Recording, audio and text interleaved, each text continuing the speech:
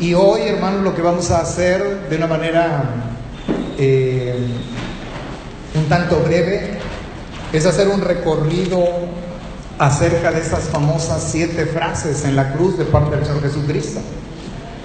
Muchos hablan acerca, e históricamente así han nombrado las 7 palabras, pero no son 7 palabras, son 7 frases.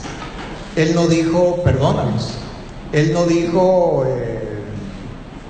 paraíso, Él no dijo, no, él estructuró frases. Él dijo, Padre, perdónalos porque no saben lo que hacen. Él dijo, hoy estarás conmigo en el paraíso. Él dijo, consumado es. Son frases que el Señor Jesucristo pronunció estando en la cruz. Y algo que quiero dejar una vez más claro, hermanos, es que no estamos celebrando una tradición. El asunto de lo que hoy nosotros estamos haciendo para algunas iglesias evangélicas es causa de tropiezo, pensando que se está siguiendo la tradición del mundo. Hoy estamos haciendo una conmemoración acerca del sacrificio que nuestro Señor Jesucristo hizo, no tan solo por nosotros, sino por toda la humanidad. En realidad, hermanos, la celebración, la conmemoración de ese sacrificio no debería realizarse solamente el llamado viernes de crucifixión, sino que debería celebrarse todos los días de nuestra vida. Porque la vida del creyente, hermanos, empieza a los pies de la cruz del Calvario. La nueva vida en Cristo empieza estando de frente al sacrificio que Él hizo, pagando nuestra deuda de pecado. Hermanos, en Lucas capítulo 23, vamos a andar por los evangelios esta tarde. En Lucas capítulo 23, versículo número 34, encontramos la primera frase pronunciada por el Señor Jesucristo en la cruz del Calvario. Y dice aquí en el versículo número 34, y Jesús decía, Padre, perdónalos porque no saben lo que hacen. Hermanos, el poder tan solo recrearnos en esta primera frase pronunciada por el Señor Jesucristo es algo increíble. Porque esa frase, hermanos, no es otra cosa sino una provisión que el Señor Jesucristo hizo. Porque si la ponemos a analizar y tratamos de visualizarla en nuestra mente y mentalmente permitimos que la frase empiece a correr y la podemos analizar, y Él menciona, Padre, perdónalos. ¿Qué estaban haciendo con Él? ¿De qué manera lo estaban tratando? Hablando de los protagonistas, de los que lo enjuiciaron, de los que lo estaban clavando en la cruz del Calvario. Hermanos, no lo estaban agasajando, no le estaban presentando un banquete, sino todo lo contrario. Pero la provisión que Él hizo, no solamente lo hizo para los que estaban en ese momento, lo hizo, hermanos, para todo el mundo. Sin importar en qué momento el hombre apareció en su paso por esta tierra, Él estaba haciendo una provisión. Juan lo menciona, Juan el Bautista lo menciona diciendo, ahí el Cordero de Dios que quita. ¿Qué quita, hermanos? El pecado del mundo. Y si el Señor Jesucristo no hubiera mencionado esa frase en la cruz, nos hubiera sido imposible a nosotros, hermanos, accesar a lo que nosotros conocemos como salvación. Y solamente, hermanos, poniéndonos y ubicándonos en el momento, en el contexto histórico, lo que Él está haciendo objeto y lo que Él está llevando a cuestas, el pecado de todos los hombres. Y sin embargo el Señor dice, Padre, perdónalos. La reacción natural del hombre, cuando está siendo agredido, cuando está siendo vejado, cuando está siendo maltratado, cuando está siendo odiado, porque el Señor Jesucristo fue odiado. Todo el odio de la humanidad se vertió sobre Él. Y sin embargo, hermanos, lo que está plasmando su corazón, su mente, su ser, la ofrenda que Él está haciendo por nosotros, está envuelta de amor. Porque por eso Él dice: Padre, perdónalos. Y la frase termina diciendo: perdónalos porque no saben lo que hacen. Y yo me pregunto, ¿no sabían lo que hacían? ¿O lo estaban haciendo con toda alevosía y ventaja? Y me faltó un elemento: premeditación. Porque todo, hermanos, había venido siendo premeditadamente hecho, todos los planes por sus enemigos. Eso si hablamos de ellos. Pero si hablamos de nosotros, hermanos, en el momento que el Señor nos dio la oportunidad de conocerlo a Él y la oportunidad de ser hechos sus hijos, ¿qué acaso el Señor no nos tomó por ignorantes? La respuesta es sí. Y se está aplicando la provisión que Él hace en esa primera frase: perdónalos porque no saben lo que hacen. Hermanos, casi todo el mundo cree en Dios. El problema es que todo el mundo prefiere creer a su manera.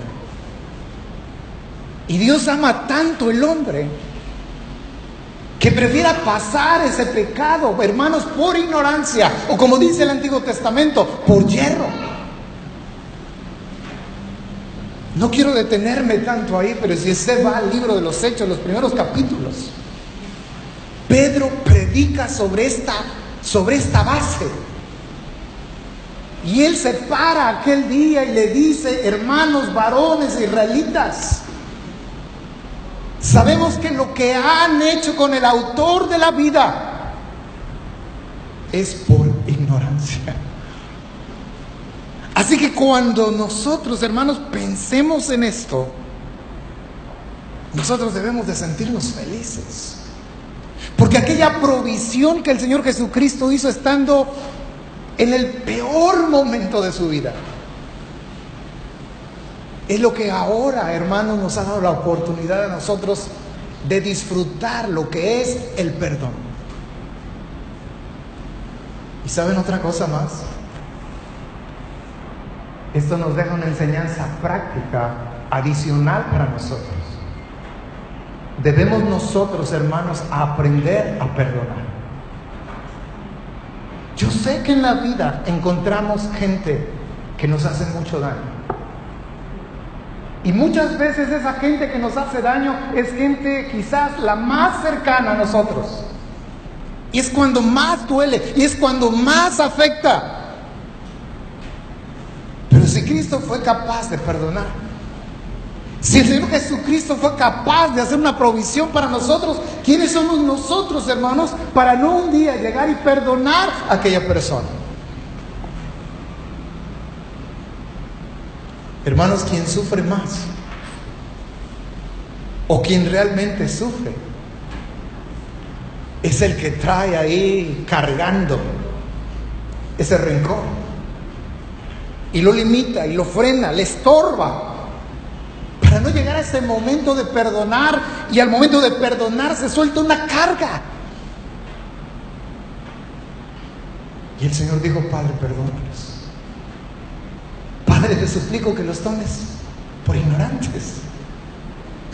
Y eso es realmente, hermanos, lo que éramos nosotros antes de que el Señor nos recibiera. Porque siempre nos llenamos la boca. Cuando yo recibí al Señor, ajá, sí, cómo no. Es al revés. Cuando Él, por su infinita gracia y su infinita misericordia y su infinito amor, nos recibió como sus hijos. Y cuando por fin fuimos recibidos por Él, dejamos de ser ignorantes. Yo no sé qué tanto usted conozca a Dios, qué tanto conozca de su palabra, pero usted ya no es un ignorante si usted es un hijo de Dios. Segunda frase, Lucas capítulo 23, versículo número 43. Dice la segunda frase: entonces Jesús le dijo: de cierto os digo que hoy estarás conmigo en el paraíso. Si se dan cuenta, la Escritura no dice, de cierto te digo que hoy coma. No dice eso. La Biblia dice, de cierto te digo que hoy estarás conmigo. ¿Dónde? En el paraíso. Hermanos, ¿quién hace esa petición? La petición la hace, hermanos, un ladrón. Recordemos que el Señor Jesucristo estuvo acompañado por dos ladrones. Uno lo injuriaba, pero el otro, hermanos, en los últimos instantes de su vida, él pudo, hermanos, tener la suficiente luz para darse cuenta que todos sus hechos eran desaprobados por Dios y que tenía junto a él la gran posibilidad de reconciliarse con él. Ahora, su petición, analicémosla brevemente. Él dice, verso 42, dice, leámoslo juntos: acuérdate de mí. ¿Cuándo? O sea, estaba muy consciente de su indignidad, clavado en la cruz, pero bien consciente de su inmerecimiento, de su indignidad. Ya de haber dicho, pues voy a hacer un intento a ver qué pasa. Y creo que de la manera más temerosa que un hombre puede pedirle algo a Dios, le dice, acuérdate de mí. Allá, en aquel evento futuro, cuando vengas en tu reino, acuérdate de mí. Ahora veamos el tiempo gramatical de la respuesta del Señor Jesucristo. Él dice, de cierto te digo que hoy estarás conmigo en el paraíso. La respuesta del Señor Jesucristo, hermanos, es una respuesta inmediata. La respuesta del Señor Jesucristo, hermanos, no le dejó lugar a dudas a ese ladrón. Podría atreverme a usar la frase y decir, aquel ladrón murió en paz. Y lo que le dio la oportunidad a morir en paz es que supo a quién pedirle. ¿A quién le pidió? A Jesús. Porque no crean que eso de los santos y el Papa y María y que el profeta tal y que el apóstol tal, eso es moderno. Siempre ha habido ídolos en este mundo. Lo que ha cambiado son sus títulos, lo que ha cambiado son sus pretensiones, pero han querido usurpar el lugar que Dios tiene, o usurpar el lugar de Cristo. Yo no sé si les provoco cansancio, pero a cada rato, y hoy lo voy a volver a hacer, para acabarlos de cansar. Algo que ustedes ya saben, que el único mediador entre Dios y los hombres, ¿quién es? El único que es el camino, la verdad y la vida, y que nadie puede ir al Padre si no es por Él. ¿Quién es? Este hombre supo a quién pedir. Pero ojo, hermanos, no solamente supo a quién pedir, sino que además supo qué pedir. Supo qué pedir. Sufriendo, lleno de dolor, de espanto, de terror, pero supo quién pedir y supo qué pedir. Es como aquel hombre ciego que, tratando de llamar la atención del Señor entre la multitud, por fin el Señor se acerca a él y le pregunta al Señor Jesús, ¿qué quieres? Y aquel ciego también, la misma, tenía bien claro lo que quería. Y regresando al tema del ladrón, yo preguntaba, y si el Señor Jesús un día me dijera, bueno, amigo, tú me estás pide y pide y pide, ¿qué quieres? Yo no sé si sería capaz de pedir la cosa correcta. Pero este hombre, hermanos, sí supo.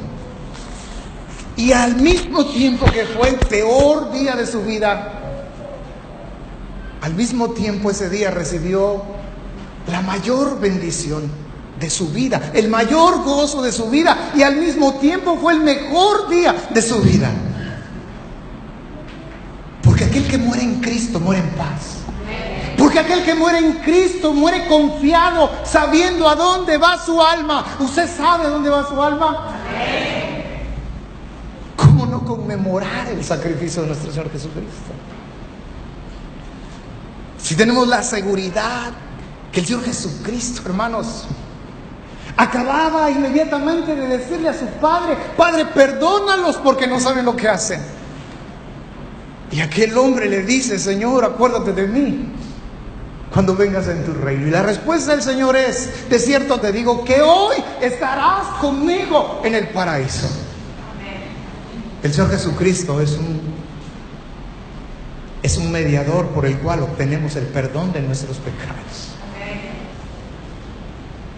No sé ni por qué estoy presionado hoy, pero hay tantas cosas que decir de esta frase.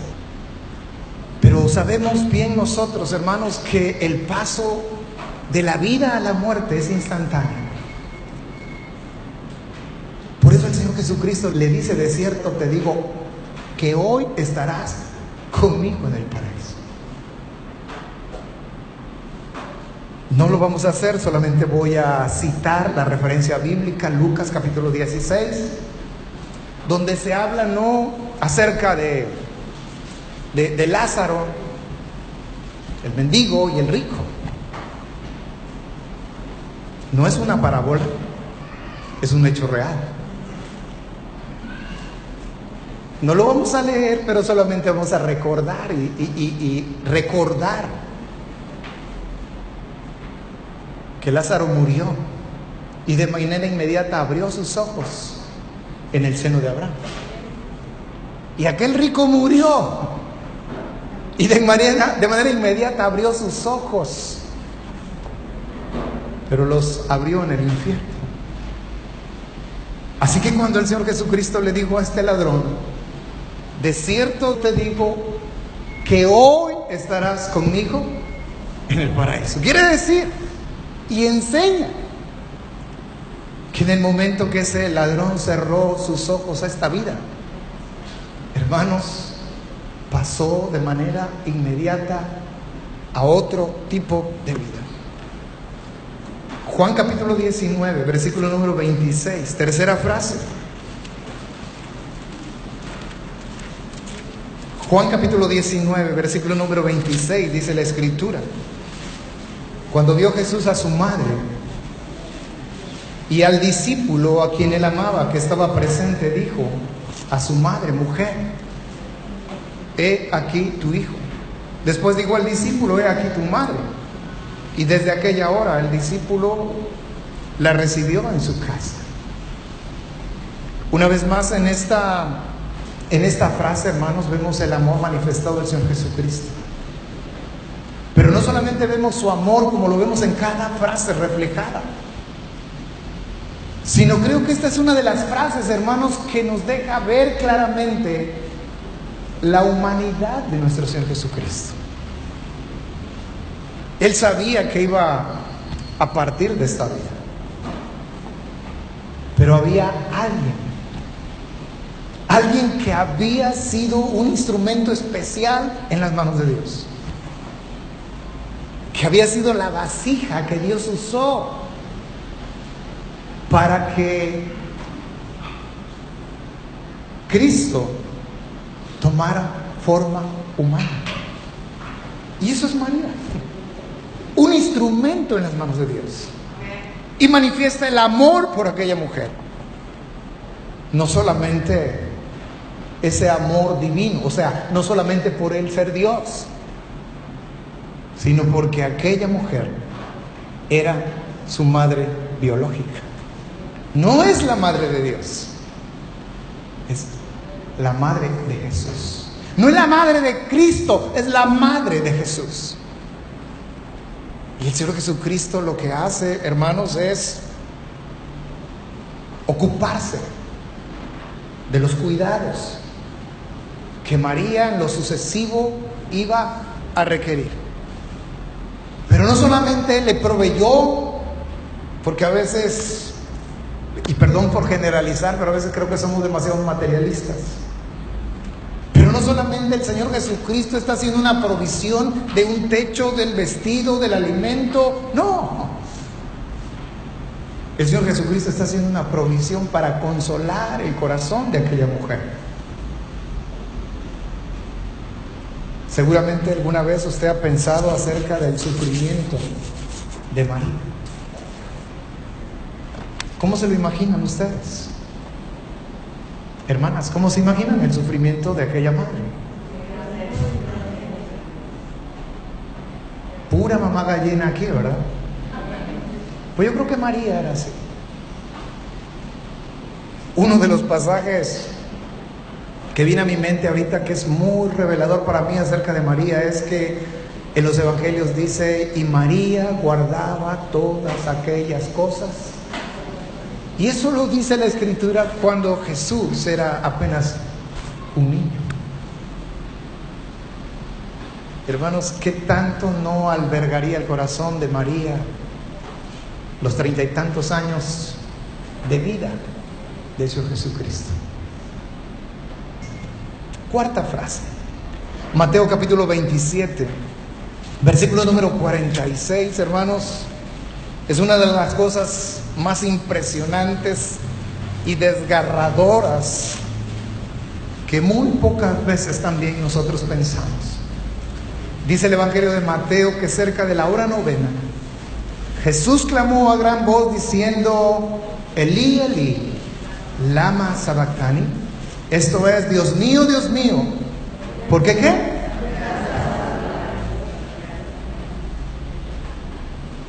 Leer esta frase, hermanos, me conmueve.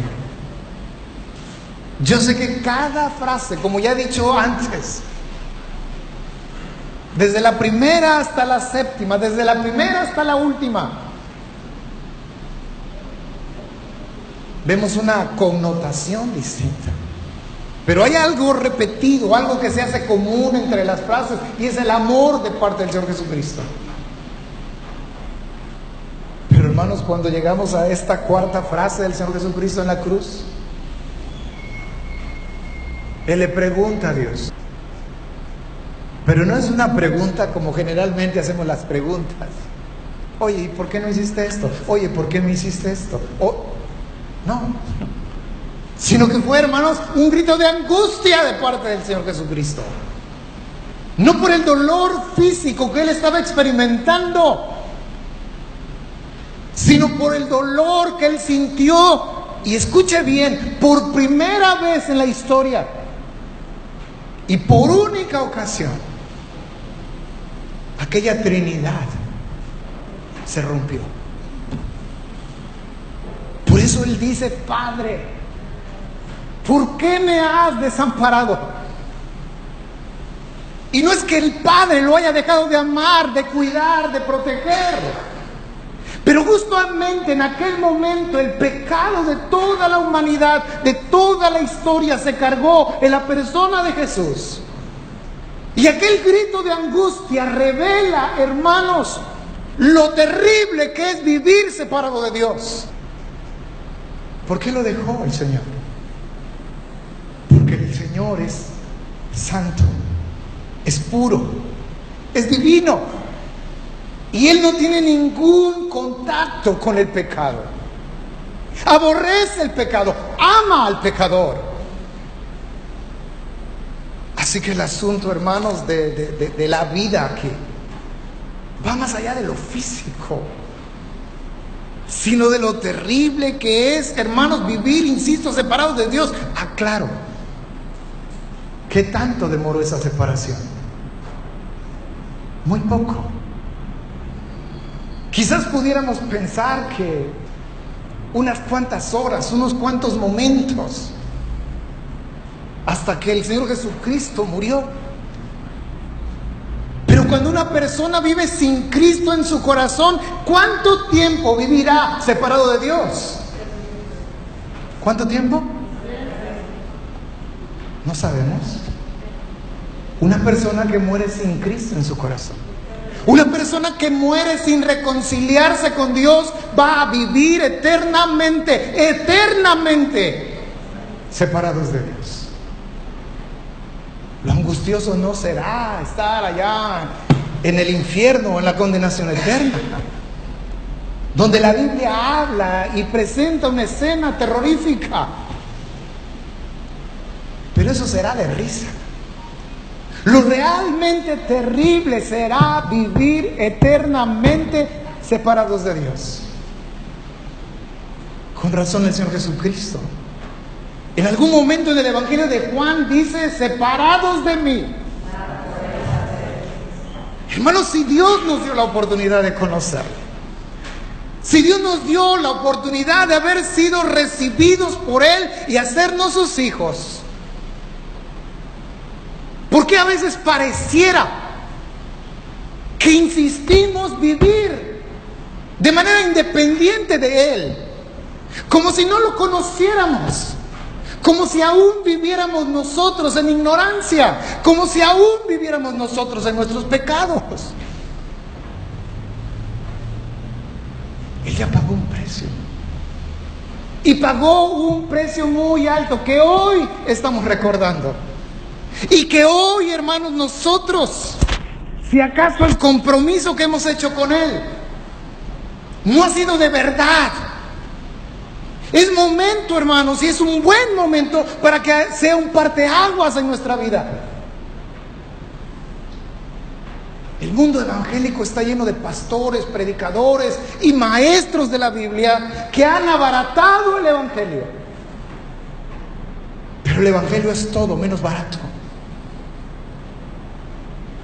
porque hubo un alto precio que pagar. Si no lo hemos comprendido, amados hermanos, es momento de comprenderlo de una vez por todas. Todavía recuerdo hace muchos años que, muy a propósito de las fechas, se estuvo proyectando aquella famosa película de Mel Gibson, La Pasión de Cristo. Y se veía a la gente salir al terminar la función llorando.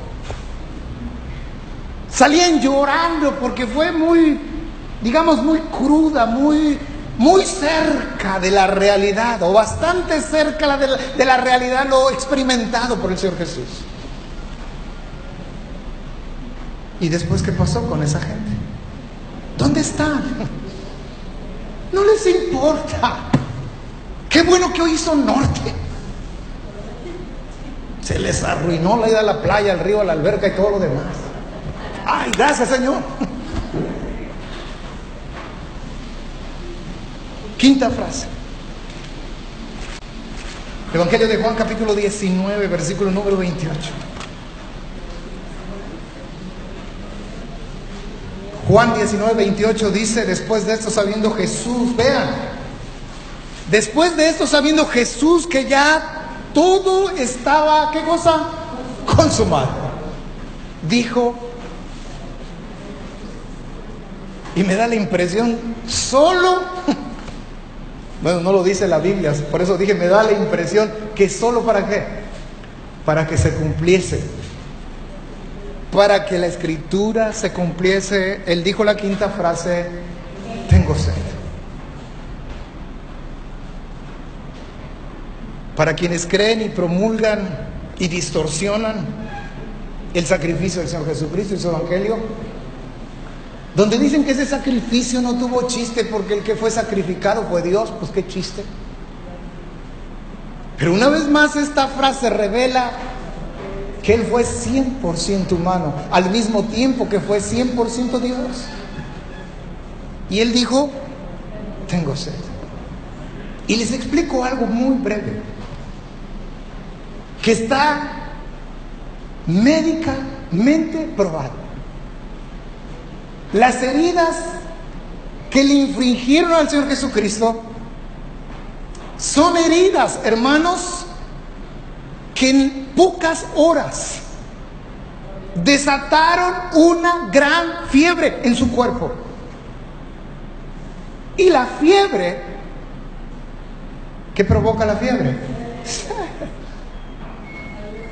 O sea, a él no le colocaron la corona de espinas y él botado de la risa. Ni incómodo. No perforaron su costado, clavaron sus manos, sus pies, lo abofetearon. No, hermanos. Él sufrió. Y los evangelios, desde que él está orando, dice que en aquel momento su sudor, como hermanos, como gotas de sangre. Así que encontramos varios elementos, hermanos. Es cierto, el Señor Jesucristo tenía sed, sí.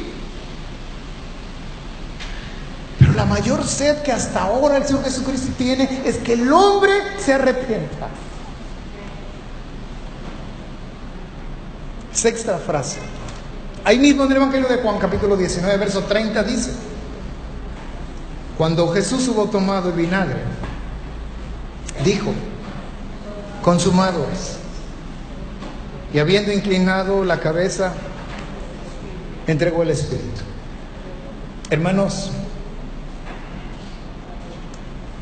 para el Señor Jesucristo, Dios desde la eternidad pasada fijó un propósito para su vida. Pedro, en su predicación allá en el capítulo allá en el libro de los Hechos, él habla acerca de esto y habla del consejo predeterminado que Dios tenía para la vida de Jesús. Esta frase, que es la sexta frase donde dice el Señor: consumado es, Él está diciendo, Señor, Él está rindiendo cuentas y está diciendo: Señor, el propósito que tú fijaste para mí, lo he cumplido. ¿Quién no conoce esa frase? Consumado es. Pero hermanos, Dios también ha fijado un propósito para nuestras vidas. Para ti, para ti, para ti, para ti, para todos sus hijos ha fijado un propósito. Cuando llegue el momento de irnos de esta tierra, hermanos, podremos decir como el Señor Jesucristo: consumado es. Porque lo pudo decir con toda certeza. Muchos cristianos han pasado años de ser cristianos y esos años han sido desperdiciados porque no conocen las cosas esenciales. Y aquella cosa esencial a la que yo me refiero es que ni siquiera conocen el propósito que Dios ha preparado para sus vidas. Qué bueno que estamos aquí.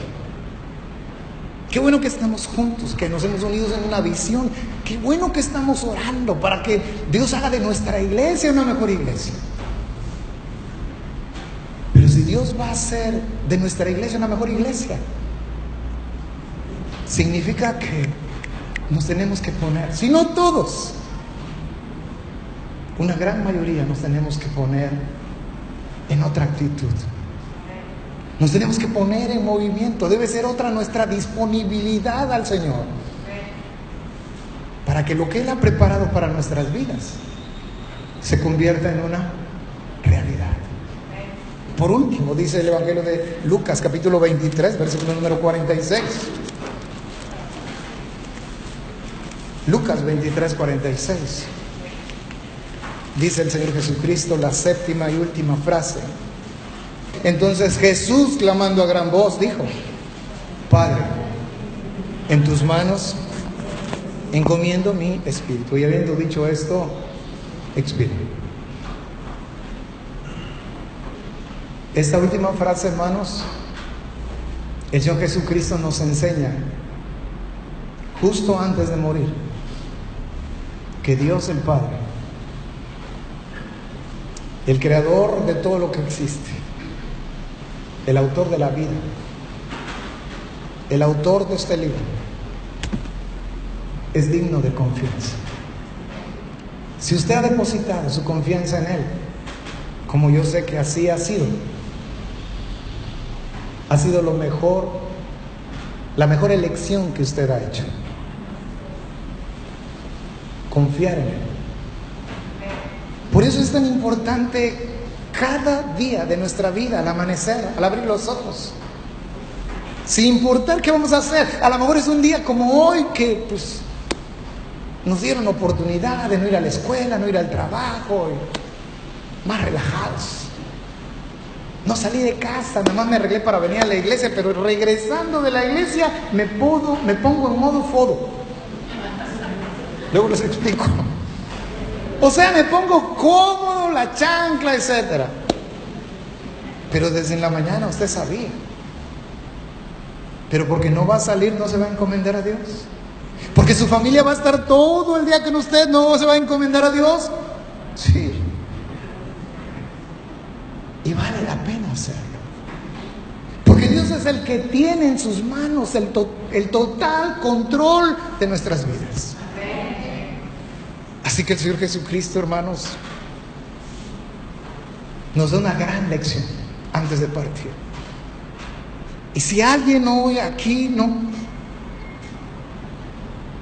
no se ha acercado a Dios para entregarle su alma, no su vida, su alma. Hermanos, amigo que nos visita, quiero decirle que solo Dios es digno de confianza. No hay nadie en el cual nosotros podemos confiarle nuestra alma, no solamente para este tiempo presente, sino para la eternidad. Vamos a cantar un himno. El himno 330.